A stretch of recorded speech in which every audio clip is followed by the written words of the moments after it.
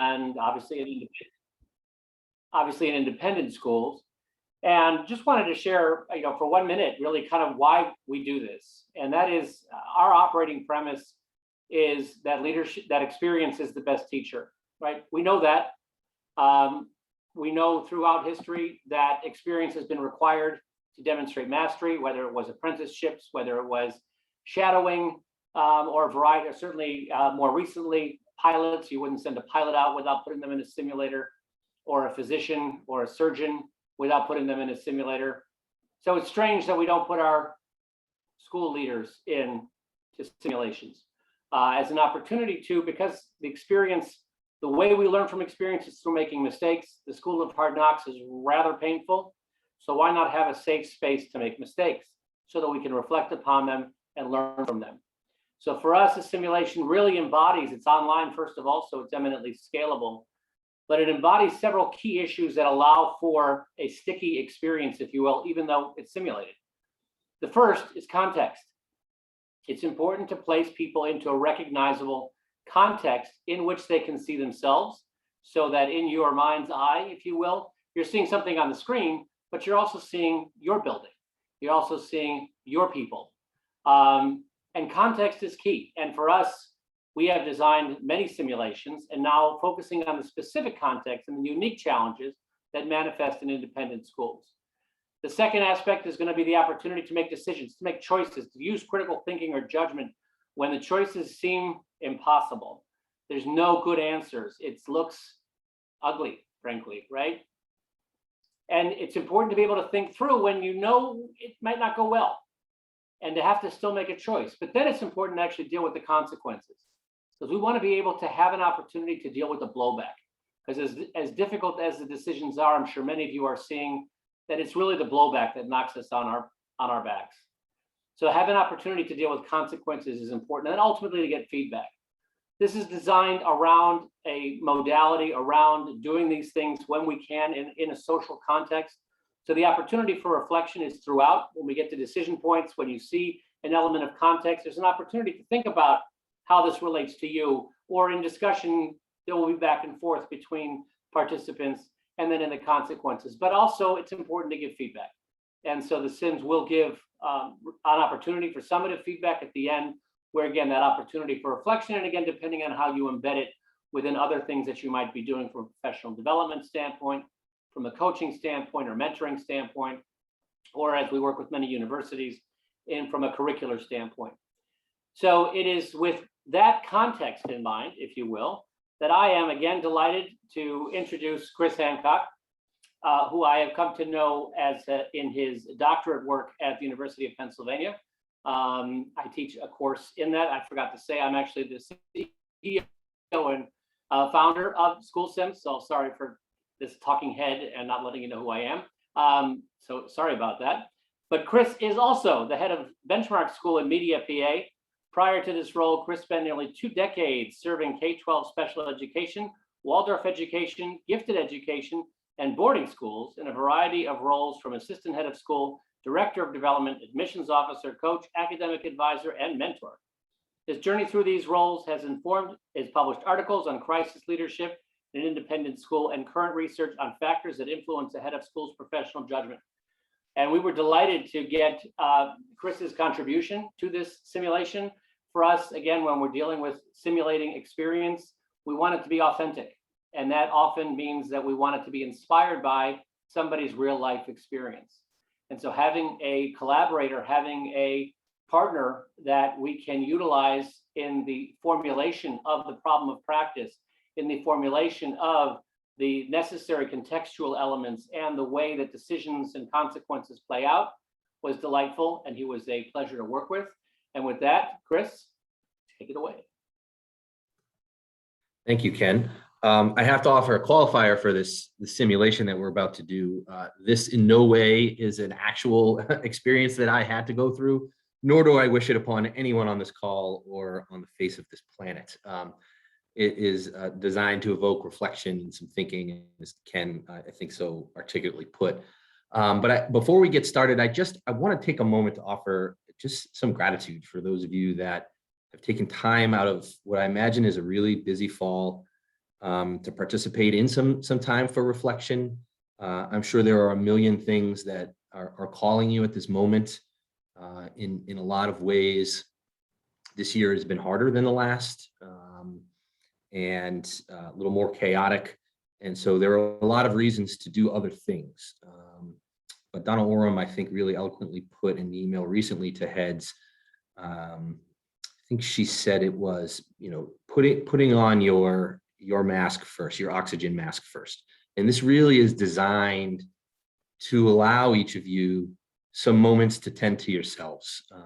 That sustainability and headship in school leadership, we know, is challenging, and opportunities to reflect are rare. To collaborate with others from other schools is even rarer. So I'm just happy that all of you are here today, and let's dive right in.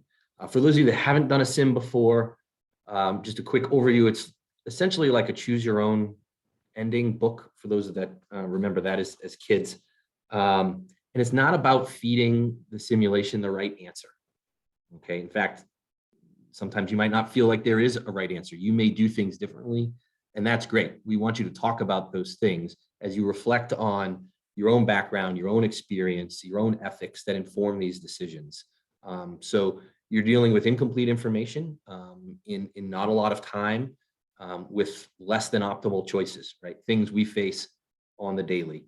And so with that in mind, we're just going to dive in and get started here. I just have a lot of screens up. Give me 1 second.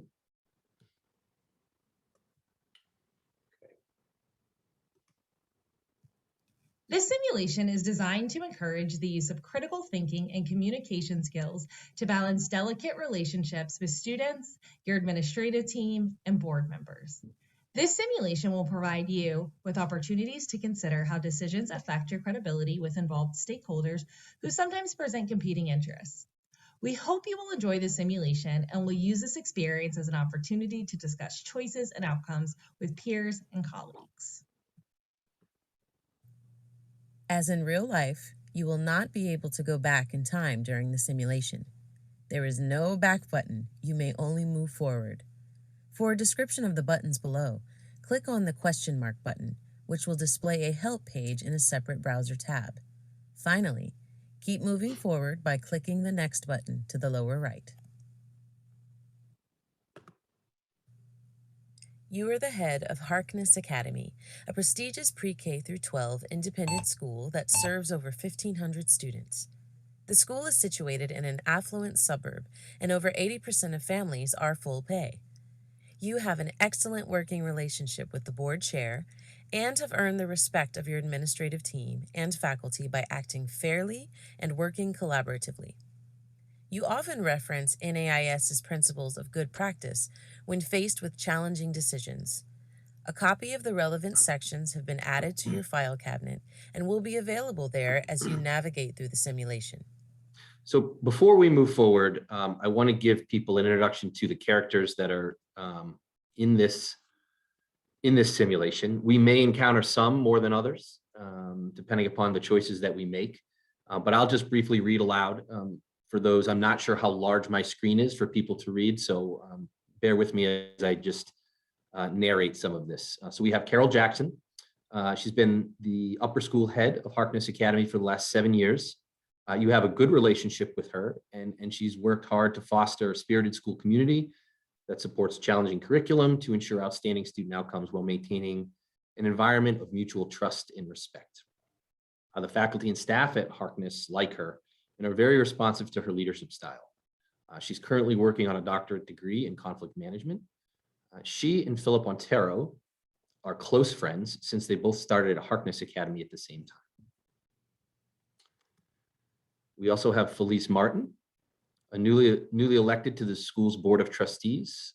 Felice advocates leveraging technology throughout the school to enhance communication and information sharing with parents.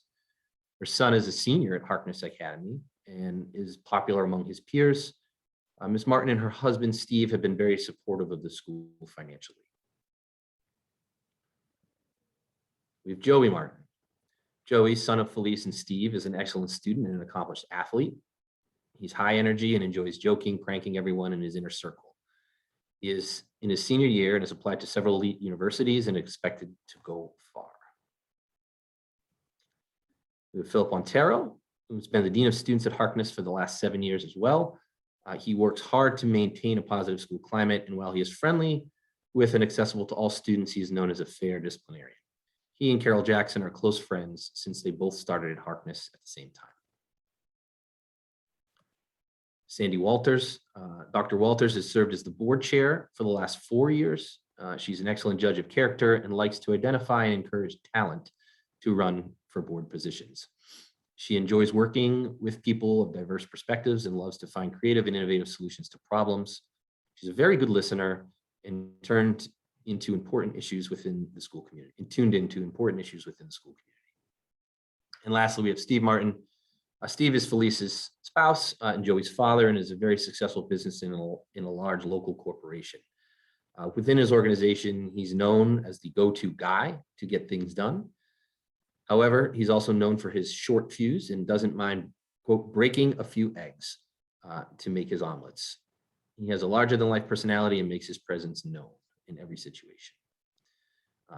That's probably a flood of information, but at least a little bit of background. Things should become clear as we start to move through that. There will be some times where we'll have a chance to break out and discuss some of our decisions. We'll put up some polls as we go through and try and make this as interactive as we can. There is a lot of narration audio over, so I will let that play out when it comes. Email from Ms. Jackson regarding prom update. Just a quick note to inform you that our twice rescheduled prom this year at Harkness finally concluded without incident. Even though somewhat frustrated, all the students were well behaved and seemed to enjoy themselves. I look forward to seeing you on Monday. Have a great weekend. You promised the board chair, Sandy Walters, that you would email her Friday night, regardless of the time, with an update on the prom. You let her know that the prom went off without a hitch and that you were looking forward to seeing her at graduation on Thursday. You getting a sense that that might not be the end of this? Saturday morning, your phone rings. It's the head of the upper school, Mrs. Carol Jackson. Mrs. Jackson says, "We had an incident after I sent the email last night. Philip Ontero, Dean of Students, phoned to tell me that he saw 2 students crawling on his front lawn with what appeared to be water balloons at around 1 a.m. When the students saw they were being watched, they ran to their car and sped off. As they were fleeing, the driver of the car dropped a balloon that was apparently filled with paint, so now they have blue paint splattered on both of their garage doors and all over their driveway. Philip's partner, Reginald, called the police, and it is my understanding that they have a license plate, but have not determined who the students were at this point."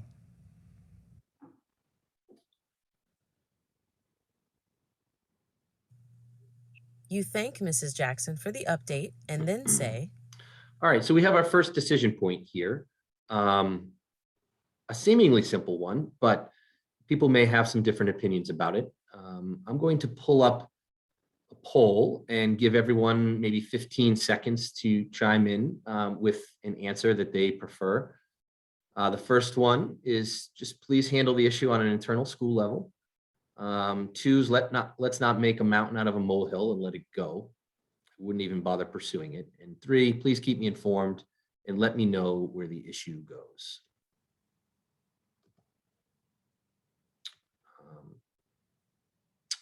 Second.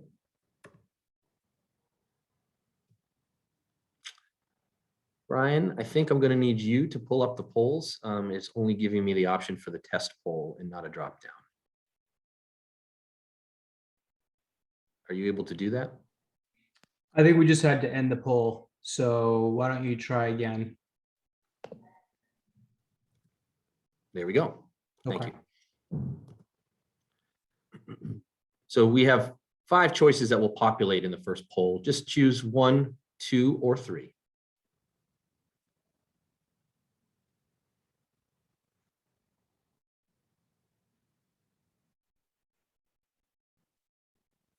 Okay. So run away with choice 3, it appears. We have one person who chose option 1, and we have 2 now. We have 85% of our respondents have chosen option number 3. So this one, we're not going to spend too much time discussing. We're just going to pick 3 and move forward. Mrs. Jackson thanks you and says she will let you know when she has more information. It is Monday morning, and as you walk into your office, you notice that you have a voicemail message waiting for you. It's Mrs. Jackson, who notes that the police were successful in tracing the license plate from the car and that it came back to one of the high school seniors.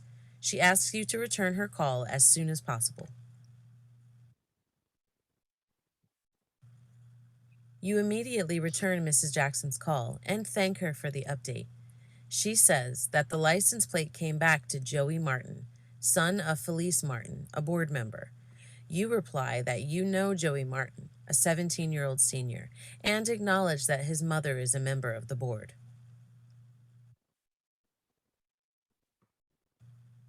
How do you respond to Mrs. Jackson? Okay, now we have our first decision point.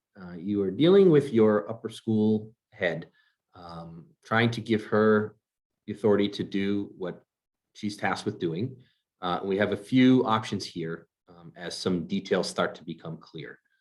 1, don't be influenced by the last name. 2, if you'd like, I will call the parent. 3, since there was minimal damage, might Philip just let it go? And 4, if I was in your position, I would have a quiet conversation with the student.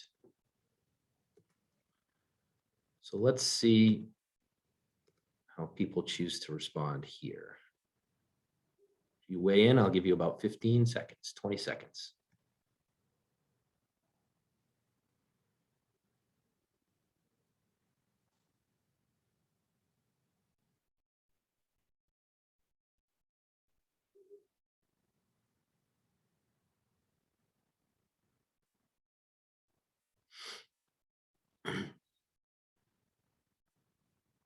And once again, we have a pretty clear-cut winner in choice number 1 with 70% of the votes. Choice 4 did have, we've got a growing number of number 4s, getting closer and closer. So what we're going to do is actually break out into a breakout group for just about 2 minutes. And you can share some of the reasons why you've chosen what you've chosen. And then we will come back and make a decision about how to proceed.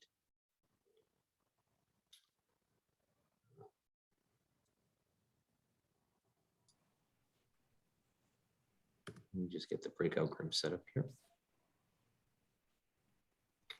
And Brian, how many rooms do we need to create to have about 3 in the room right now? It looks like we have 18 participants right now. You might want to manipulate because we have a lot of School Sims employees on here though. So you can open it up and we can see how it goes. I tell you what, why don't we just do this? Rather than a breakout room, we'll just put people, we'll keep people in this room and have share out. So someone who responded to number 4, can someone give me an explanation if you chose number 4 as an answer as to why you chose that? There were 4 or 5 of you. So I know you're out there. Do, Chris, is why don't we use the chat feature? Okay. Go ahead and, state why you chose the option you chose and we'll discuss it. It might be easier for people.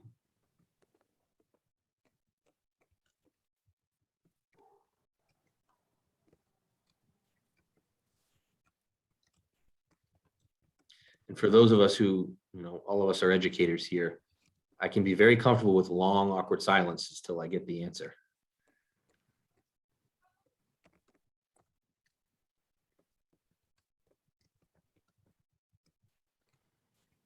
So Beth chimed in, seeking to collect as much information as possible before contacting parents. Consistent with enforcing their policies, no matter who's involved.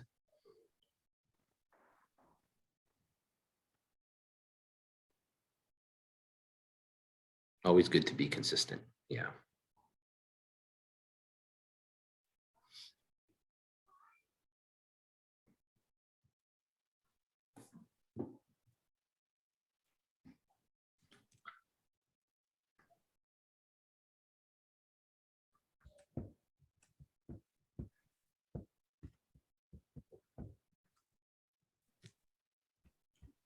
Yeah, so some interesting decisions as to, do you start with the student, have a conversation? How much do you hand over to your upper school head right away?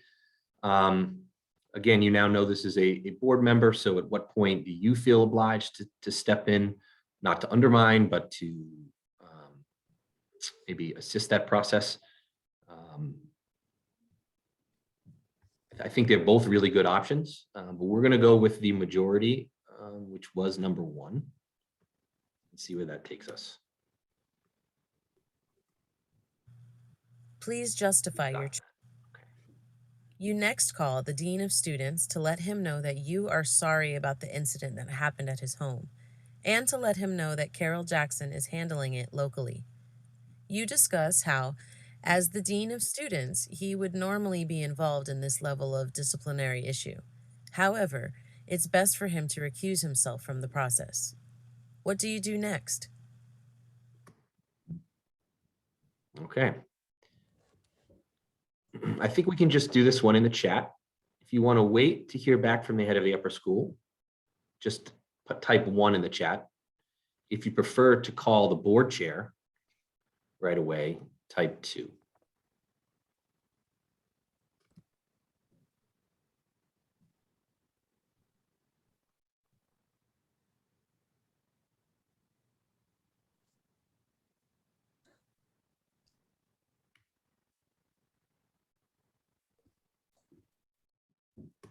All right, we've got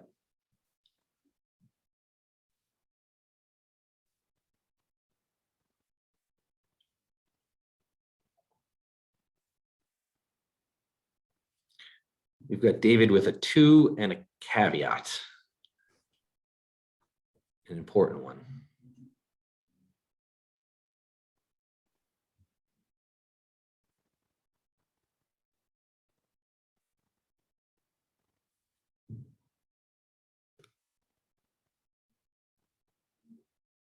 And David Miller brings up a really good point, right? What are your norms with this board chair? You're only a year into your role.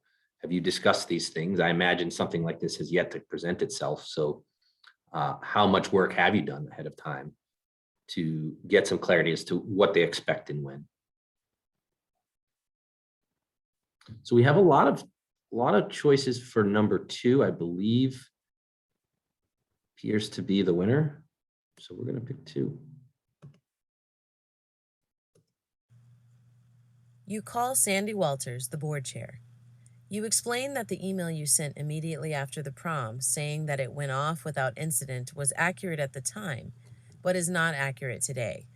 You explain that you were informed yesterday by Mrs. Jackson that at 1 a.m. following the prom, 2 students were seen crawling on the Dean of Students' lawn with balloons apparently filled with paint and caused damage to their property. Though he could not identify the students at the time, they did get a license plate number. What other information do you supply?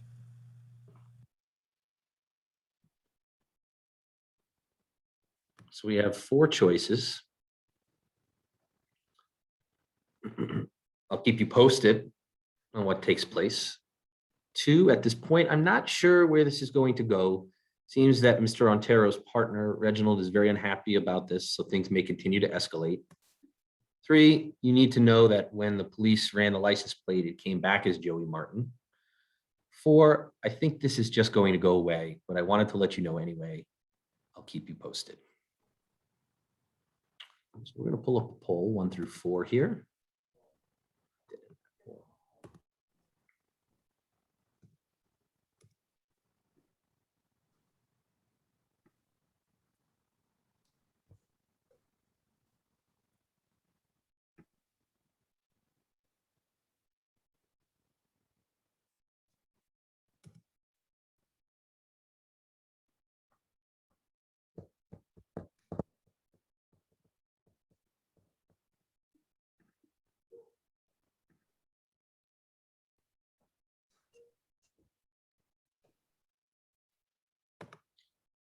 We have a unanimous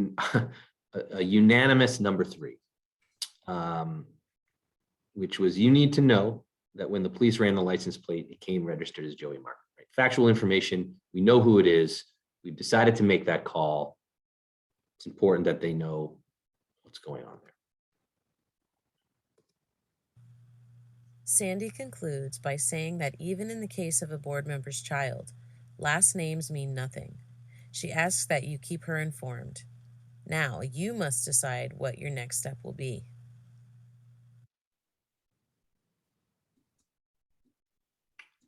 So are we going to head out our office to go visit the upper school? Are we going to call Felice Martin, the parent of Joey? Or do we want to wait for a little more information from our head of school? There's a little bit of more context in here. Let's do this one just in the chat. 1, 2, or 3. And Brian, I sent you, while they're waiting on that, Brian, I sent you a quick message to see if we couldn't pull out the folks that were in fact here that aren't Sims employees and put them into breakout groups, or at least have them assigned. I would like to give them an opportunity to talk through some of these things. Yeah, we could definitely do it. Once you launch the breakout groups, I can move people in and out of rooms. So you just may see yourself shifted to another room. So that's absolutely possible. Okay. We'll do that on the next one. Thank you.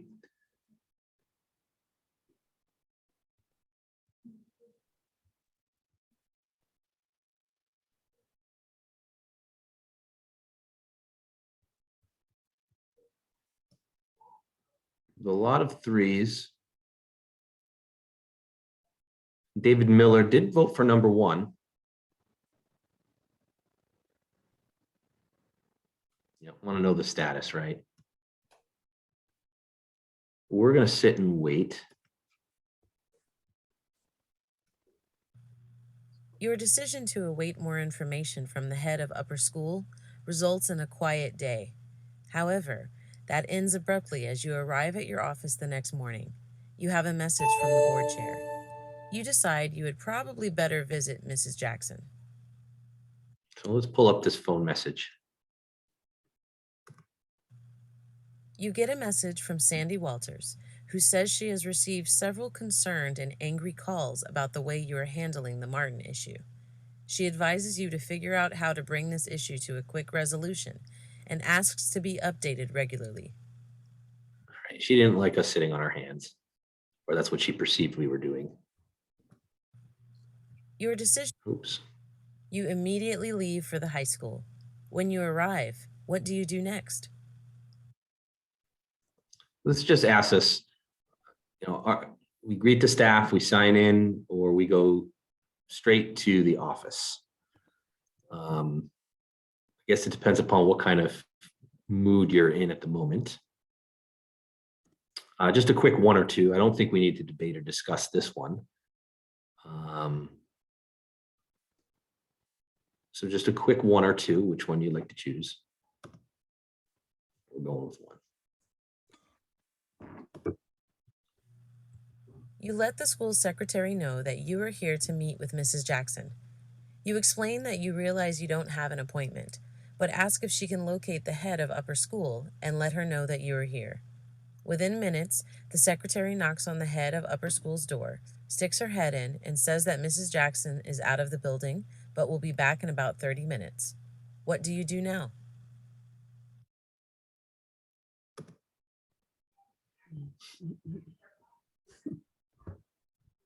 So we've got a couple choices on who we want to talk to here. Do we want to ask to talk to Joey directly, speak with the dean of students, or wait for Mrs. Jackson to get back?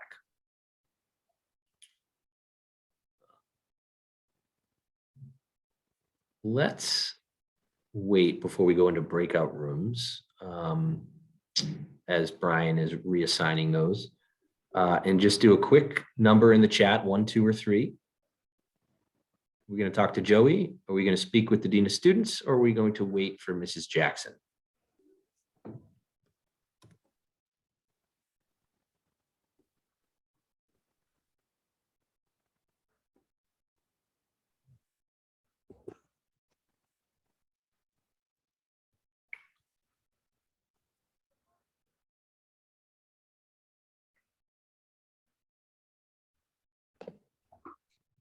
Chris, I think I have everything set up. Great. So why don't we get them into the room so they can talk about why they want to speak to whichever person it is or which decision they made here. And just give them a quick minute in this one, Brian.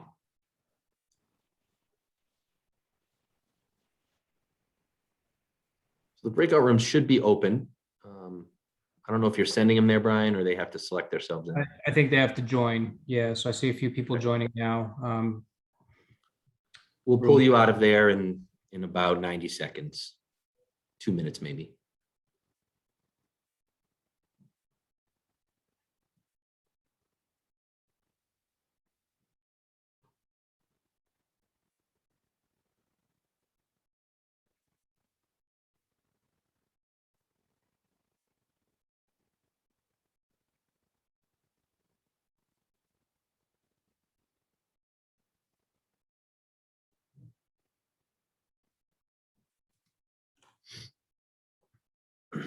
Thanks, Brian. I just want to give them opportunities to talk.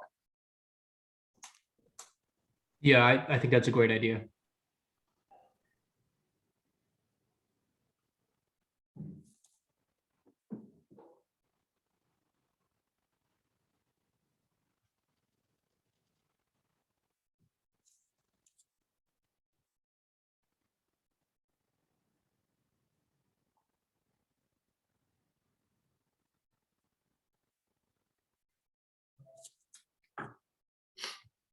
Am I able to jump in a room real quick?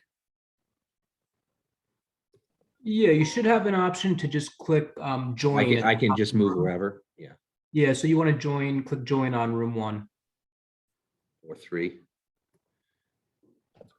3 is all employees. Janet and Julia are employees. Yes, yeah. Okay.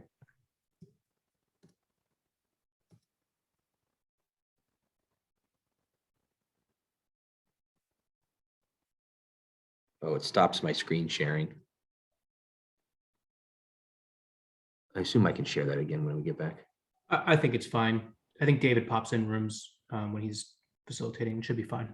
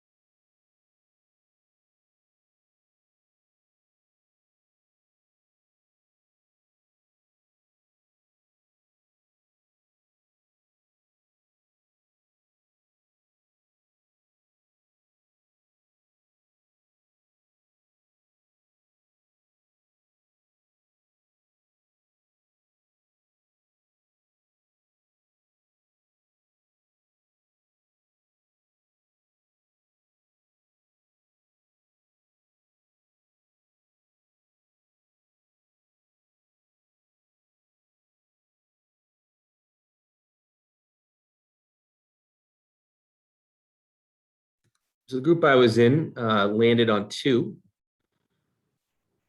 I think that's where we're going to go. We're going to speak with the Dean of Students. There was some advocacy for waiting patiently, which also not a bad option. You speak with the Dean of Students. He is still upset about the incident, and he explains that Reginald feels very violated.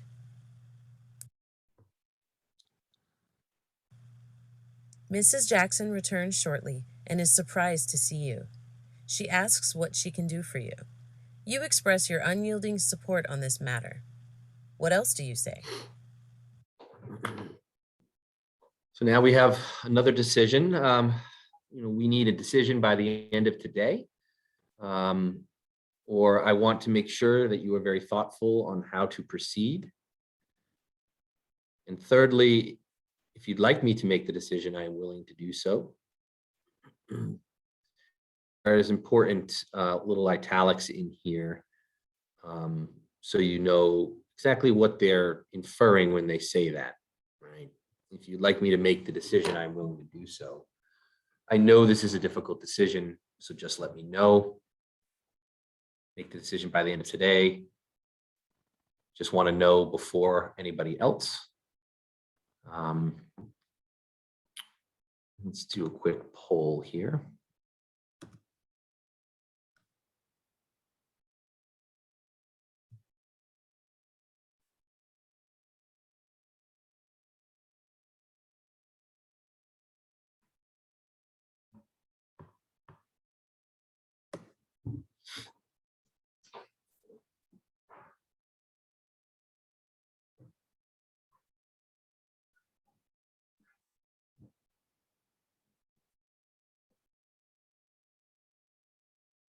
So we got a number of choices for the second option. We've got choice 1 gaining some ground.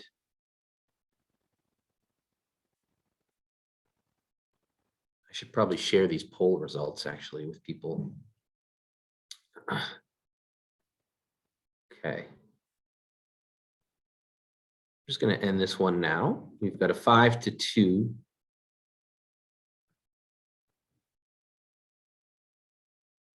If everybody can see that. So we're going to go with number 2.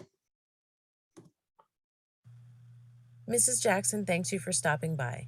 She concludes by announcing that you will hear from her by the end of the day. Where do you go next?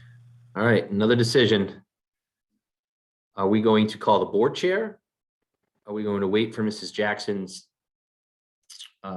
decision? Or are we going to call Felice Martin?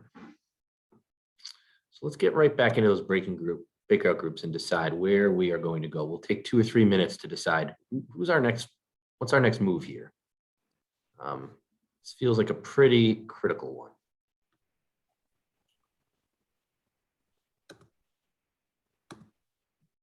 So the rooms should be open and you should be able to join right now.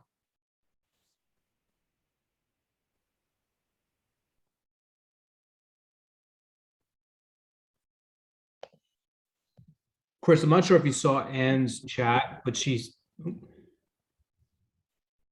Chris, can you hear me? Yep, sorry. I can hear Yeah. you, and I see that now. So I'm going to jump in the Yeah. group. And, yeah, That's that's a great. Yep, absolutely.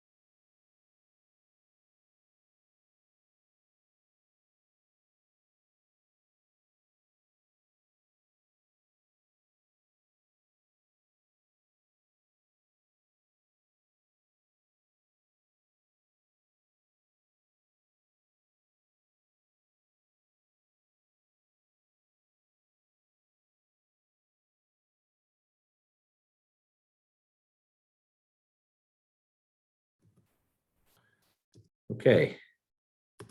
Welcome back. In a good conversation in the group I jumped into, a strong feeling that none of these options were great, that maybe there was a fourth consideration. And I think that's just a really important point. Sometimes you're faced with decisions that are all suboptimal, right? And as we go through this whole sim, I think it's designed to evoke some of that confrontation between your own ethics, your own background, perhaps your own experience in some of these situations, and what you might be seeing on the screen, to confront how those things surface when you're making these decisions, to rather than just do them reflexively, to think reflectively on why would I make this decision? Things that in a split second we don't have an opportunity to do. So our group chose, they're going to call the board chair back. So that's where we're going to go.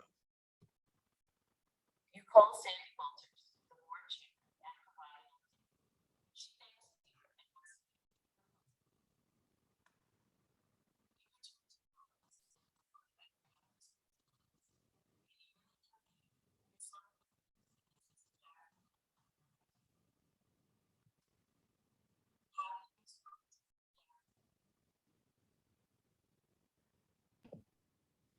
Okay, so we've got a chance to respond to the decision Mrs. Jackson has shared. Interestingly, I think we missed a slide in here. There was a decision to actually suspend the student, whereby they would actually miss graduation. So the decision was to suspend the student for a week, which would put them out past graduation because that was the standard policy. And it was Mrs. Jackson's feeling that they shouldn't deviate from that. So that is the decision that was made. There should be a slide in here. I might have skipped over it by mistake, but that's what Mrs. Jackson is sharing with you right now. So with that being said, 1, 2, 3, or 4. What would we like to choose here? I set up a poll right now.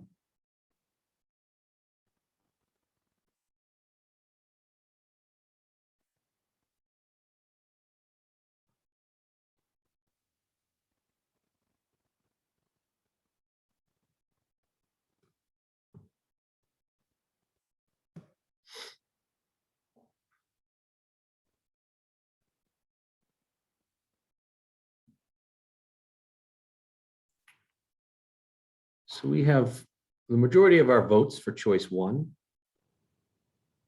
And I should drop down the screen that also offers some further context. We will work together to be a unified voice in answering questions that will be asked by board members, particularly regarding the impact this may have on participation in commencement exercises later this week. We have a couple choice, one choice for 2 and one choice for 3.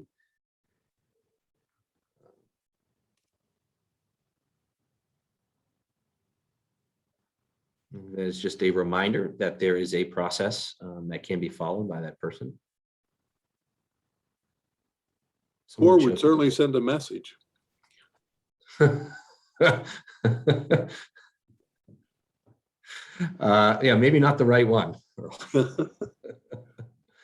We're going to go with number 1, majority rules here today.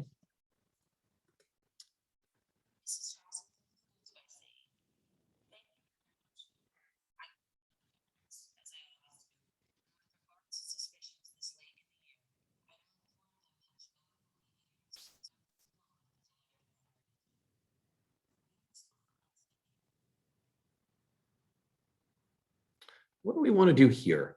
Let me speak with the parents first. Let me know how it goes. Before you contact the parent, let me contact legal counsel to ensure legal standing of your decision. 1, 2, or 3 in the chat.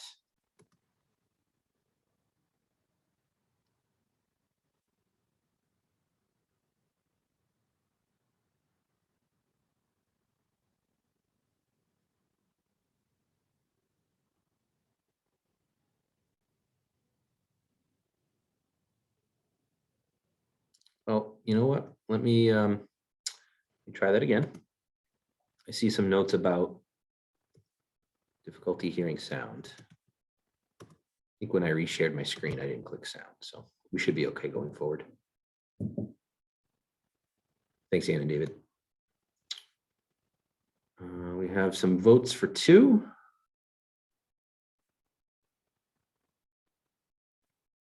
Three, smart to consult with counsel.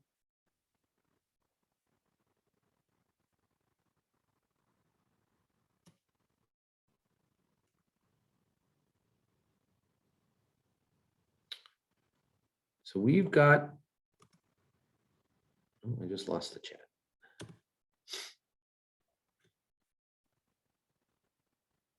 Got a tough choice to make here. There's people who want to let the woman make the call, and there are people who want to call counsel first. I think we have a split decision.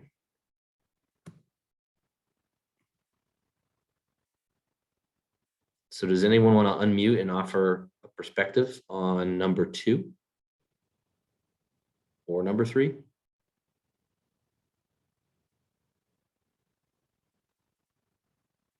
Anne, you're already unmuted, so I think I am.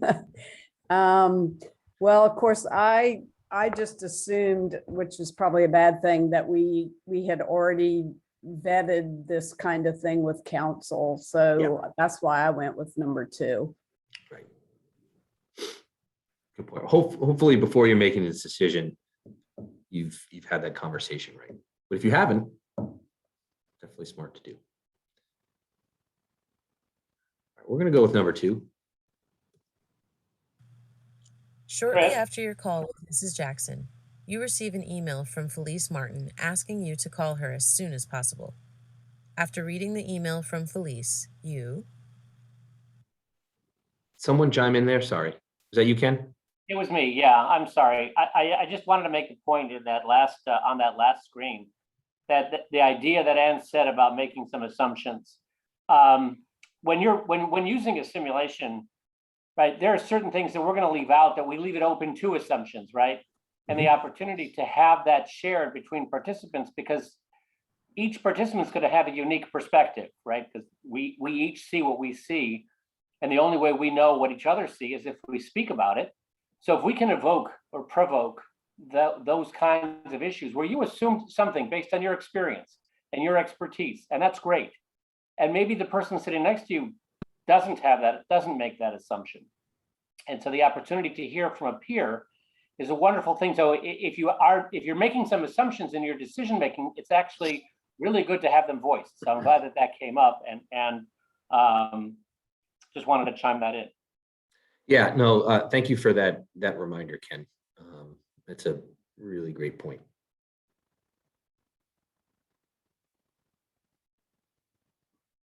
So shortly after we get a call from Felice, the mom of Joey, asking her to call as soon as possible,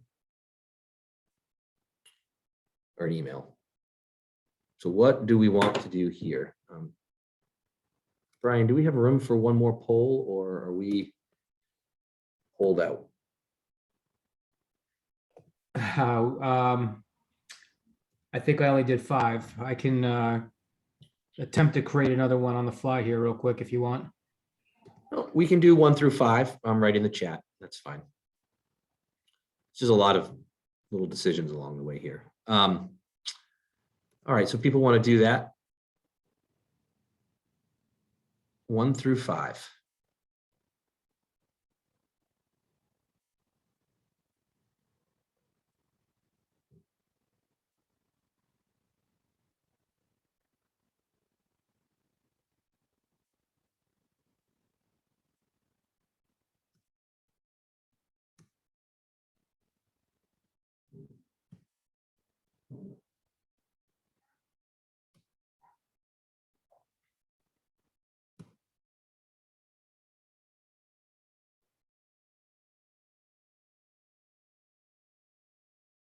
Okay, we've got a lot of 2s. 1, 3, call legal counsel. And there may be, again, as Ken pointed out, some assumptions about when that happened or if it happened yet. So we're gonna go with number 2.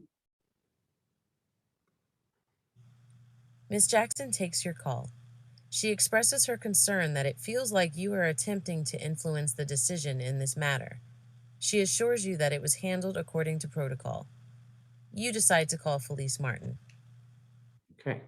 Some feelings about how many times you've reached out to her. You call Felice Martin, who says that she just heard the news and is devastated. You share that you have a son who made some mistakes of his own, so you understand how she is feeling. You conclude by saying, So we do have a practice in place for appealing a suspension. It's got to start at the decision level, though, before coming to his office, my office, your office. Philip and Reginald look at this beyond a senior prank.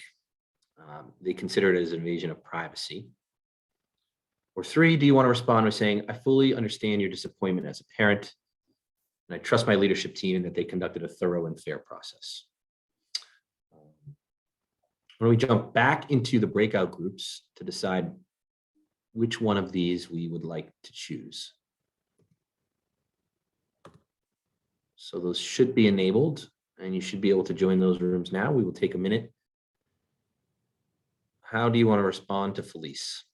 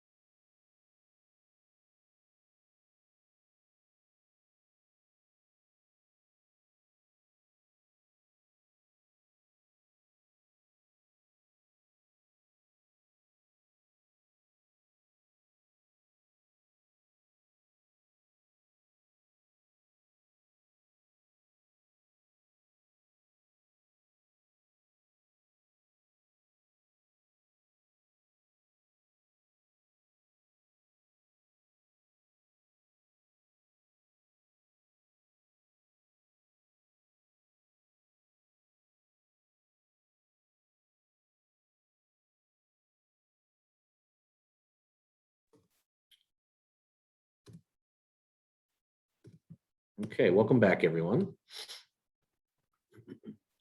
There was a good discussion between 1 and 3. I think both seems quite important if there is a process to let them know what that process is. But to have a process, right, you need to know whether you have one or not. But to show some empathy and to just listen in this moment, that was the thing that resonated with me the most. And so we're going to go with number 3 and move forward, see where this takes us. Felice listens to your input and then says that it appears that lines have already been drawn and decisions made. It is clear she perceived your input as biased toward a decision that has already been made.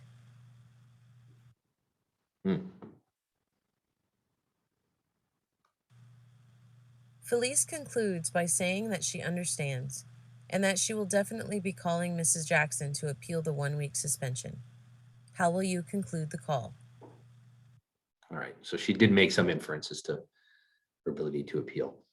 Well, we've got 4 more choices here. Don't ever forget that you're a parent first, but don't compromise your rights as a parent because you're a board member. I will encourage Ms. Jackson to prioritize your meeting, and I'll remind her that you're a board member. I certainly recognize that you're a parent. However, don't forget that you are also a board member and you need to carry yourself as such. Good luck. Please keep me informed. I'm sure we'll be in touch in the near future. So just 1, 2, 3, 4 in the chat. Which one are you leaning toward?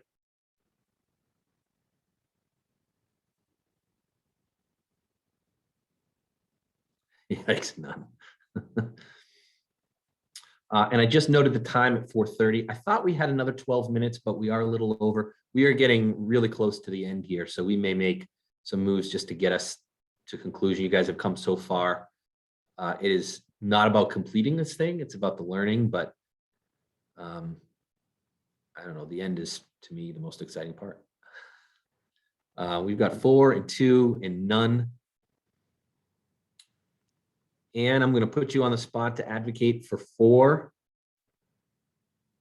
Convince the group that 4 is the best.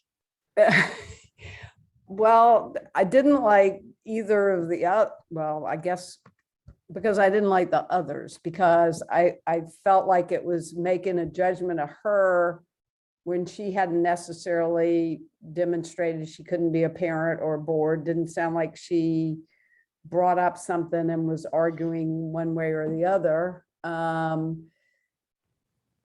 I think Mrs. Jackson, I didn't like the subtext on number 2 that I would remind her you're a board member, because that goes back to the first part where we talked about equity and are we being consistent with the way we treat our family. So that's how I came up with number 4, as I continue to support my team, and thank you for following back up with her.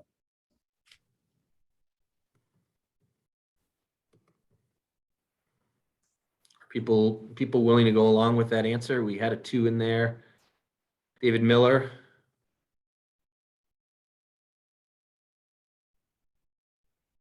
Okay, we're going with 4.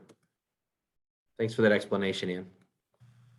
You hang up from your call with Felice and decide what your next step will be. Who will you call? Okay, who are we going to call here? We can call Ms. Jackson. We can call the board chair. We can call the chief of police, who we know has been notified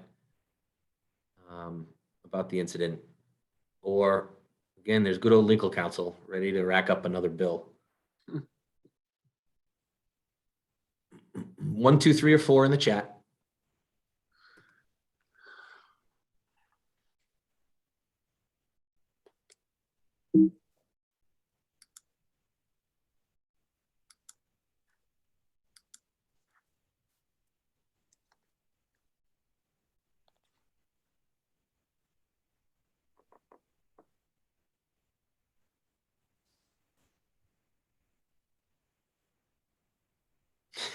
David.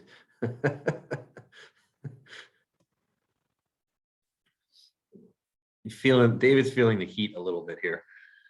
with some, less than great choices where this is leading his future career prospects.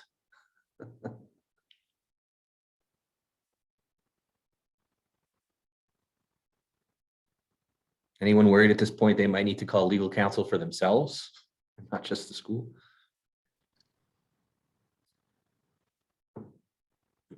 But David, you did choose 2, I think. Sorry, with people entering stuff I didn't see. And both of you chose 2, so we're going to go with the board chair. In the box below, We're going to skip ahead to that one. you call Sandy Walters. What update will you give her?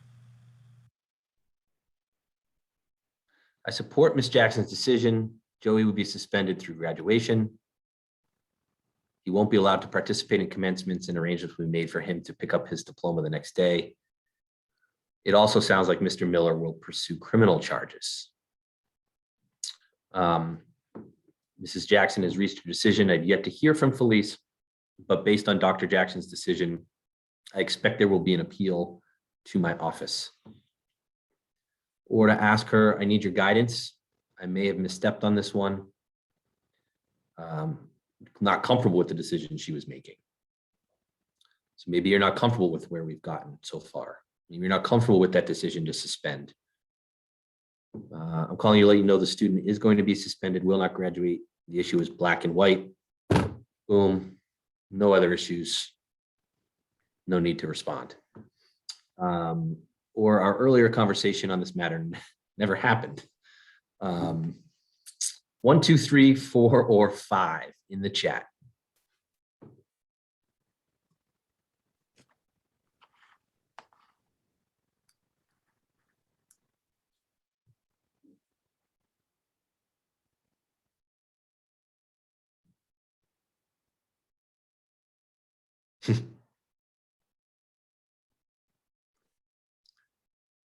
Anne has a different approach. Anne, what would you like to do?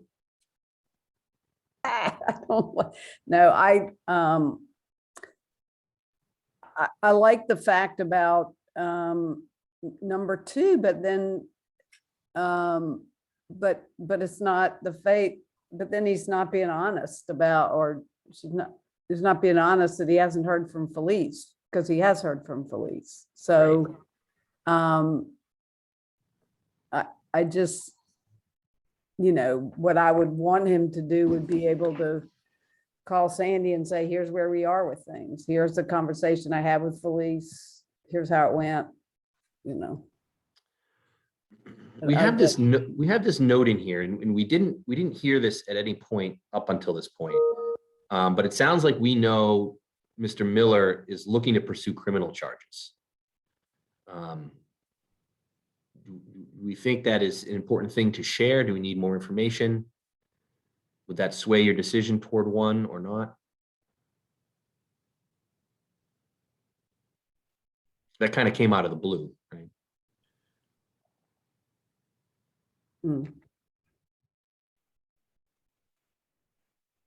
We had a lot of votes for 1, so we're going to go with that in the interest of time. Sandy Walters responds that it seems a bit harsh, but accepts it as an outcome of the process.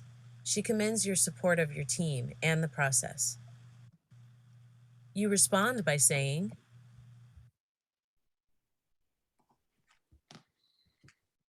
It was a fairly good response, right? We're just going to make it, I'm going to make a decision for the group here. The board chair says she understands and hangs up. What now? So 1 or 2, do we want to wait to hear back from Ms. Jackson regarding any arrest or parent appeal, or do we want to call her?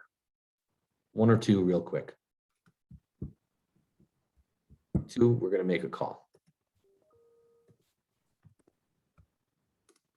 Yeah, no need to wait on this one. You decide to call Mrs. Jackson. What will you say? Just calling to remind you of the sensitivity of the situation on a number of different fronts. I'm asking you to step away from the appeal process because of your friendship with Philip and Reginald, to avoid any potential perceptions of a conflict of interest. I continue to support your decision you made. I want to let you know you should expect Felice to call and that she will appeal your original decision. My best advice is that you've made a decision and you to stick to it. 1, 2, 3, or 4.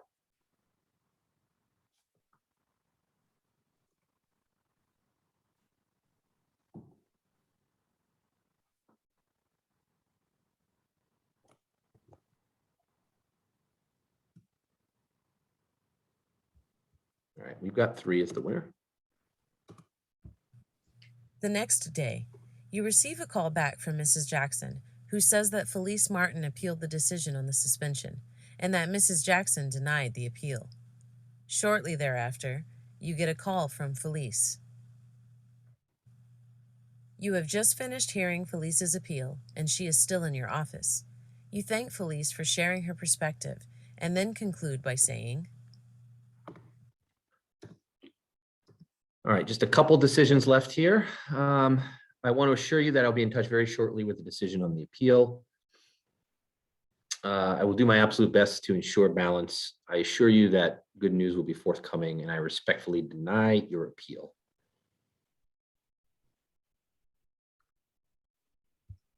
What would you like to do now? 1, 2, 3, or 4.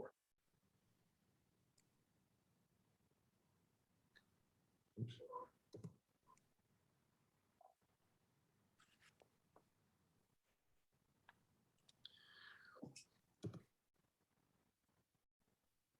Okay. First answers are in. Going with 1. after reviewing the facts of the case, and given that the parent offered no new information, but rather just a plea for leniency, you contact the parent. You advise her that you support, as presented, the administration's consequences for her son's actions. Later that afternoon, you receive a call from the board chair. Sandy Walters said she wanted to let you know that she heard from Felice's husband, who related that you denied the appeal of the suspension and that Joey will still not be permitted to participate in graduation. Sandy says he has also asked her to intervene with you on behalf of his son. You express your appreciation for the call and the heads up. How do you respond? Okay. We are at 4:44. We have time for 1, maybe 2 more decisions. So I'll give everyone a chance here to take a minute to ponder what they would like to do here, 1, 2, 3, or 4. And then maybe we'll take 1 more decision step if it doesn't get us to the end.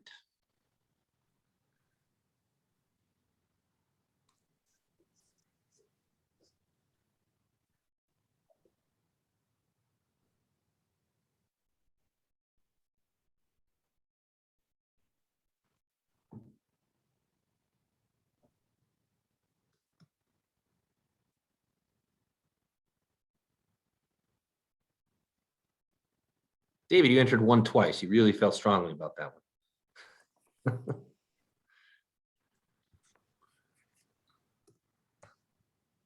Okay, we've got some 1s popping up there. So we're going to do this. Yep, definitely aware of her disappointment.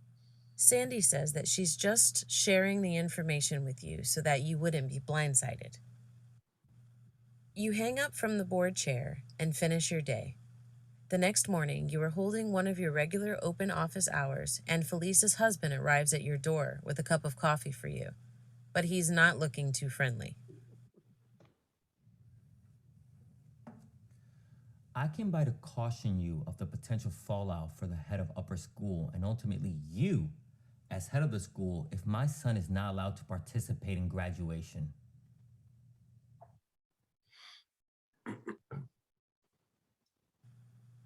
Wow, you didn't see that coming.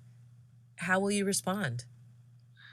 So this is going to be our last decision of the day. Unfortunately, I do want to be mindful of everybody's time.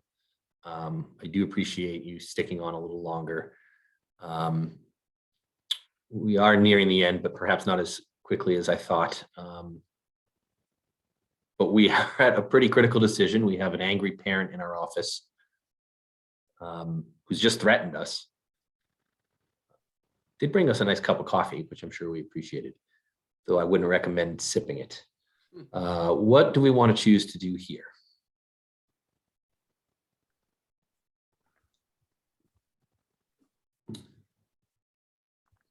Mm.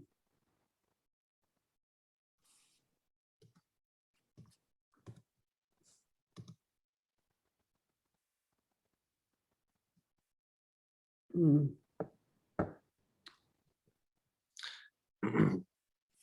So there's clarifying pieces under these, so it may change how you interpret them.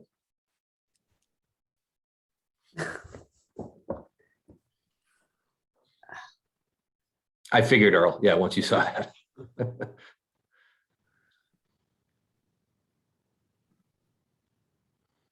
So David, you're just going to tell him right out.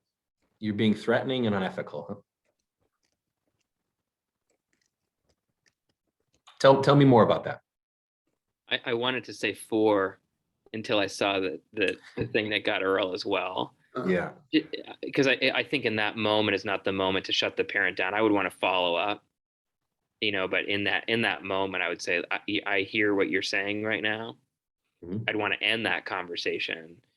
But I think it would really escalate to immediately say this is threatening and unethical as an immediate response. So I hesitated, but that seemed like the best of some bad options. Anne? I agree. I was all for number 4 till the italics came in. So, yeah, I'd say number 3 a little differently, but I guess trying to steer the conversation, getting out. Yeah. Mr. Martin looks firmly into your eyes and then turns and leaves your office. Following his dramatic departure, you... All right. We are really, unless you guys want to stay for another 5 minutes, we are well over time. And it's getting late into the afternoon on a Thursday. I'm sure everybody has other things they would like to do, but we can bring this to conclusion in a few quick steps, or just see where it goes. It's totally up to you. Ken, I don't know how much more time we have with you and your team to keep this running, but We have the time. It's just, we typically look at, we know that people typically schedule the hour. We look to do an hour and a half because the Sims often provoke interest in discussion on the one hand, but also, like you said, it's nice to see the end, although we don't need to see the end. In terms of the value, the potential value in a Sim, as you mentioned earlier, is in provoking the discussion. And again, for those of you just thinking through how you might utilize this modality in working with your teams or working with your sitting leaders, aspiring heads of school, and engaging them in these kinds of conversations. And again, especially the opportunity to extrapolate from this to some of the other angry discussions that may be happening today about other topics. But again, being able to utilize this as a step away for a moment, and then the opportunity to step back into the real stuff. But so we have the time if people are interested in staying. I think there's only a couple slides left.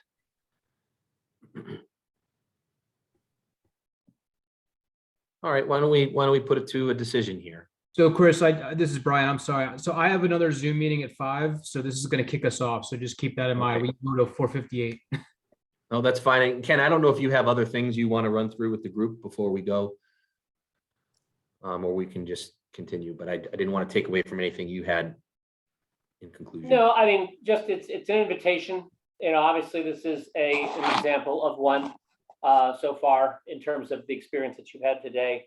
We're very interested in speaking with folks further. We are interested in expanding this the work, the number of simulations, the number of problems, the problems of practice, utilizing existing simulations and modifying context. And these are all opportunities. So in terms of being able to have additional discussion, we're very interested. And I'll just lay that invitation out there and then turn it back to you in terms of being able to get some closure on this experience and not leave people hanging. But thank you all for attending. Thanks. All right, Ann and David, let's bring this home. 1, 2, 3, or 4.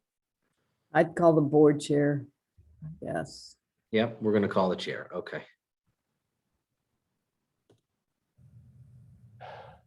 This doesn't make any Oh. sense. What about due process? You're not going to take any time to consider the merits of my appeal? You're just going to deny it right here and now. Don't think that this is over yet.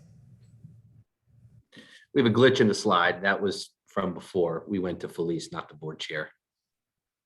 So we might not find out what the board chair says. You call Sandy Walters, there we and she go. answers on the first ring. How do you initiate the conversation?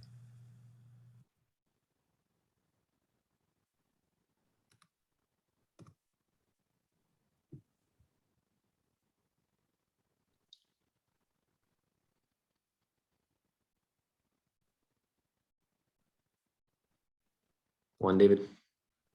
I can't read the subprint, but I'm going with number 1. Oh, In executive session at the next meeting of the board chair shares your frustration and reminds, I'm gonna go back one slide, sorry. as expected, the next board meeting is rife with tension. Even as the board members are taking their seats, Felice fires the first salvo by asking if the recent incident is on the agenda.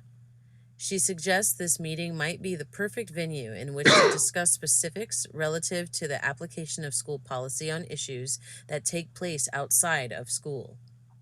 How would you respond? So here we are at the end, and we don't have a series of options. We have a very open-ended. You are sitting in that room. You've got an angry board member. Things still feel unresolved. She's just said what she said. How do you respond?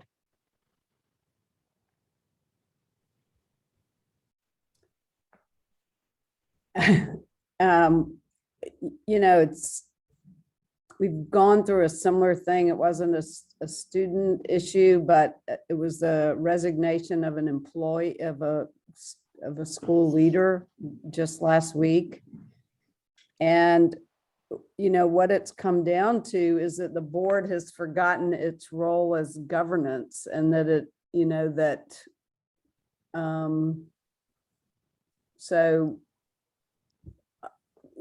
I think dealing with an individual discipline situation is not really what boards are convened for.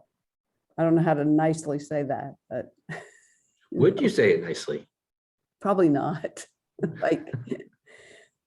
You hire me as the head of school to work with my team to have a process in place that is fair, equitable, and I don't. And you have emotions, right? I mean, you're showing up in this space, having dealt with this situation, you believe fairly, and this is there unresolved.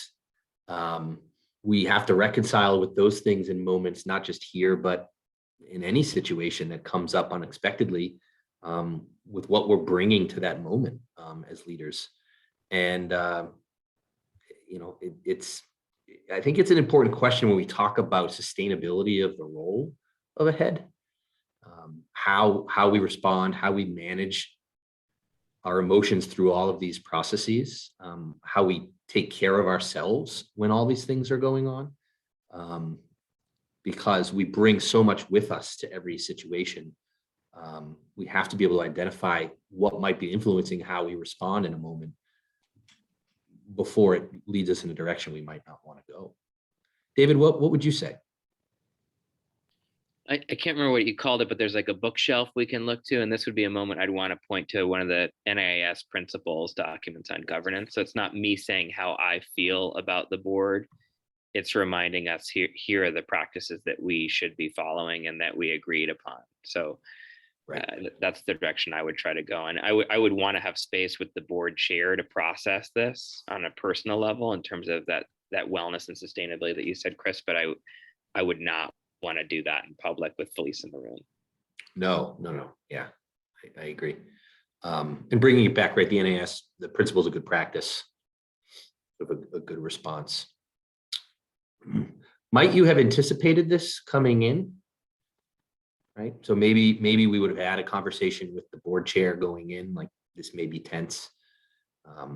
Hopefully that's a moment a board chair might step in, save you from having to respond. Great.